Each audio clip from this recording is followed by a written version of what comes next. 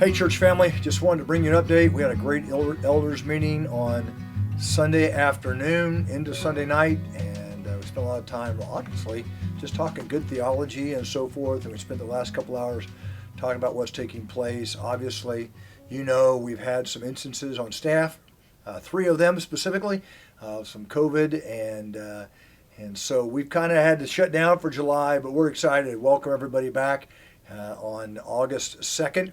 This Sunday, and we're going to go back to the schedule that we had that we never really got to employ before. So we'll have an 8 o'clock service. Encourage as many as you who possibly can to come to that service.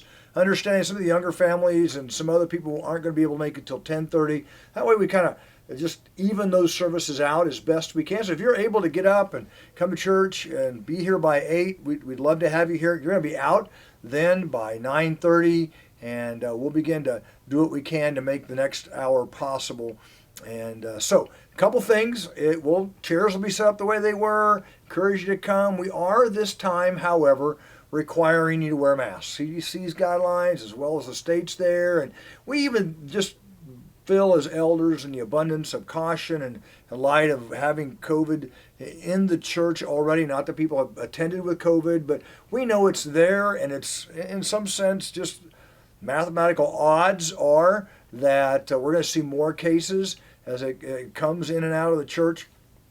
We feel mask is the best way to help in that prevention. I know it's uncomfortable. I'm not a big fence me in kind of guy, but I think it's wise, and we're going to ask you to do the same thing. So we'll have some masks available if you forget them, and if not, just please come prepared to have your nose and mouth covered. We'd appreciate that very much. With that being said, with regard to all the other ministries, we're kind of leaving it up to the ministry leaders, small group leaders, and things like that. If you want to use the church building, you can. Again, we'll ask that you wear masks, and we simply ask that you arrange that with the church office so we know what rooms to clean and so forth, and can make sure that those protocols are followed. So if you want to use it, that's fine. Small groups, however, some of you have been meeting outside. We encourage that as well.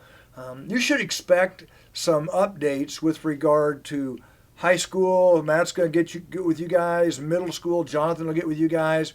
And then we're looking forward to opening up Children's Church in a couple of weeks, as well as nursery.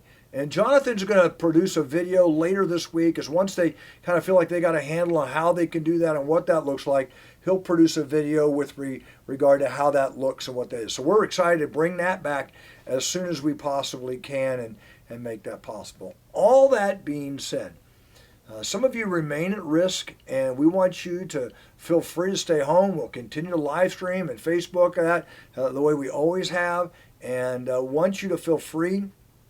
And don't feel like a second class, or you're scared, or you're doing what is right for your physical health. And we really want you to do that. So if you don't feel like coming, or that concerns you, by all means, err on the side of caution. Please do so. And of course, obviously, if you're sick or not feeling well, please don't come. And we'd feel that way if COVID wasn't here. We still want you to do that. One final note with regard to the annual meeting.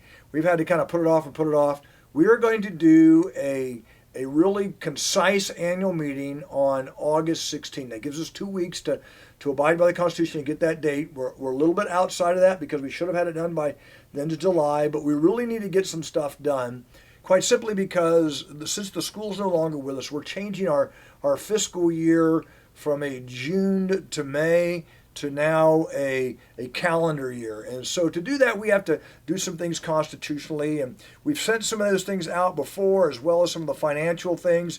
There'll be another letter coming out from Gary later this week with regard to that. So on August 16th, following the second service, we're going to have what we hope to be a 15 to 20 minute quick take care. We've got to re-up or approve some of the elders. There's 4 of them that are up for that. There's the constitutional changes. There's things like that we just need to get taken care of, approve a budget, things like that we need to take care of. And so it may not be full of the normal larger reports that we normally would do, but we just really want to take that care of and take care of that and make sure that we are in the best we can these crazy times, taking care of business well and in excellence. Meanwhile, Again, I want to encourage you to reach out to us.